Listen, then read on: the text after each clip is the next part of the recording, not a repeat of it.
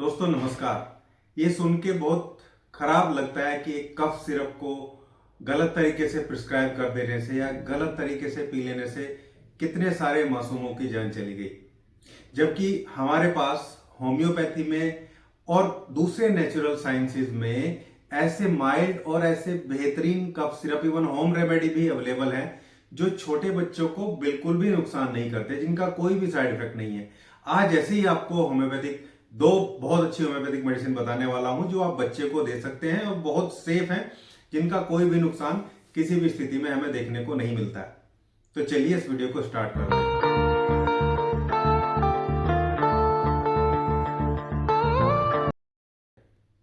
दोस्तों, कफ का या खांसी का वैसे तो कोई सीजन नहीं होता है, लेकिन जब मौसम चेंज हो रहा होता है तब प्रकृति में या जो मौसम होता है उसमें जितने भी माइक्रोब्स होते हैं, खासकर वायरस, बैक्टीरिया, फंगस और पैरासाइट्स भी काफी ज्यादा संख्या में देखने को मिलते हैं या एक्टिव हो जाते हैं, क्योंकि उनको उस तरीके का माहौल वो मिलना स्टार्ट हो जाता है। नमी का मौसम या जो मौसम चेंज हो रहा होता है, टेम्परेचर में बहुत वेरिएशन होता है, उस टाइम इम्यूनिटी भी थोड़ी सप्रेस रहती है। वैसे तो ये सब जगह अवेलेबल है, कुछ फंगस हैं, कुछ बैक्टीरिया हैं जो हर जगह, जैसे मेलासाइजिया जो फंगस है जिससे डंड्रफ होता है वो सब जगह है, स्टेप्टोकोकस है, स्टेप्टोपाइलोकोकस है, ये सब बैक्टीरिया हर जगह अवेलेबल है।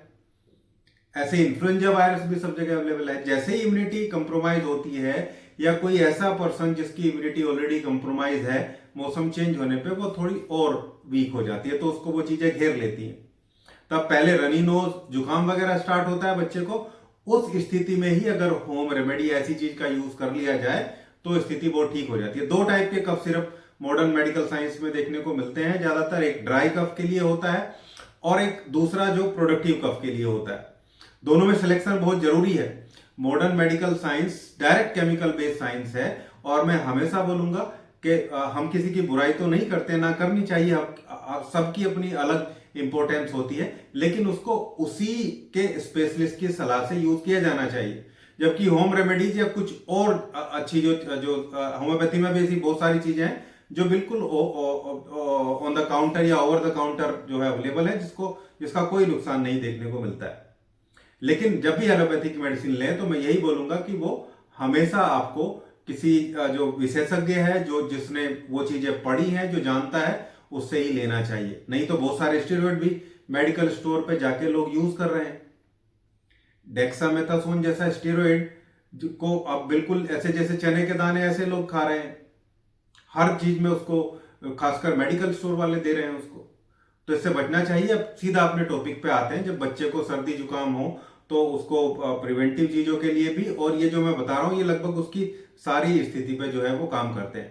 पहला जो कफ सिरप है और एक दूसरा मैं आपको एक टैबलेट बताऊंगा, दोनों ही बच्चों को दे सकते हैं, दोनों ही बहुत बढ़िया काम करते हैं। पहला जो कफ सिरप है वो है स्टोबल का।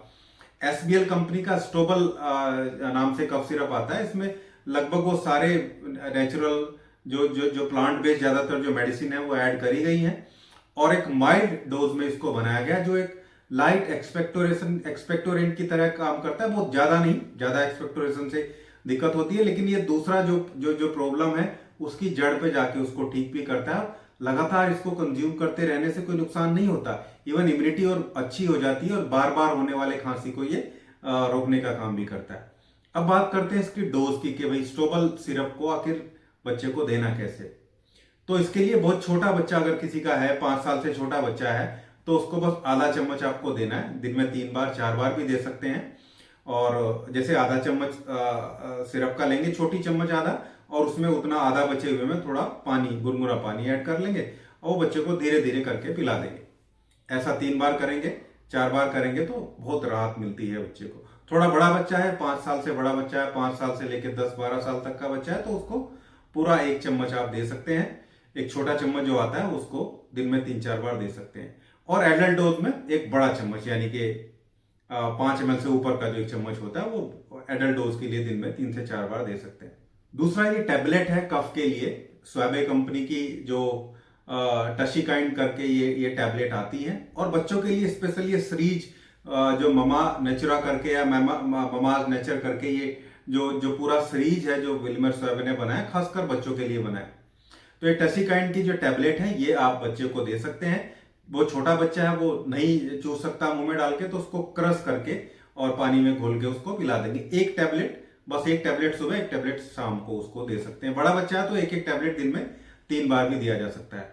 बहुत छोटे बच्चों को हम कई बार, बहुत छोटे बच्चे भी हमारे पास आ जाते हैं तो हम आधी टैबलेट ही उनको बोलते हैं कि भाई इसको घिस के चम्मच में और इसको थोड़े गुनगुने पानी के साथ बच्चे को हल्का सा पिला दें, या दूध के साथ भी उसको दे सकते हैं। जैसे जो जो दूध बच्चा पीता है, डब्बे का दूध या जो भी उसको सजेस्ट किया जाता है वो उसके डॉक्टर के द्वारा, जो भी उसी के साथ उसको दिया जा सकता है।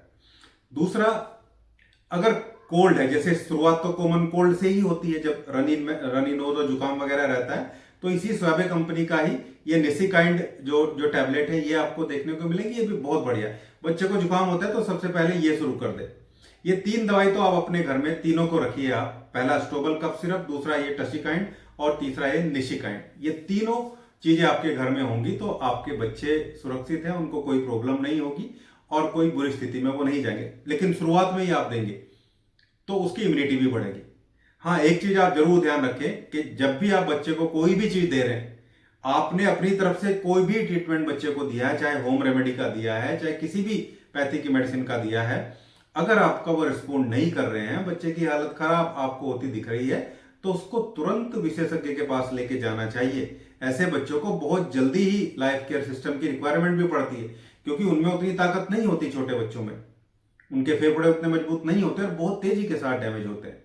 और यही गलती वहां राजस्थान, मध्य प्रदेश में और कुछ यूपी में भी सुना जा रहा है, वो देखने में आई है। वो छोटे बच्चे थे और वो 2-3 दिन तक उनको वो सायरप देते रहे जो उनको जिसकी उनको रिक्वायरमेंट ही नहीं थी।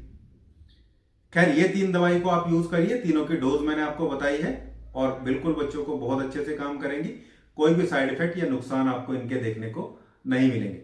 ये था आज का वीडियो। उम्मीद करता हूं वीडियो आप लोगों को अच्छा लगा होगा। वीडियो अच्छा लगा तो लाइक करिएगा, शेयर करिएगा और चैनल को सब्सक्राइब जरूर करिएगा।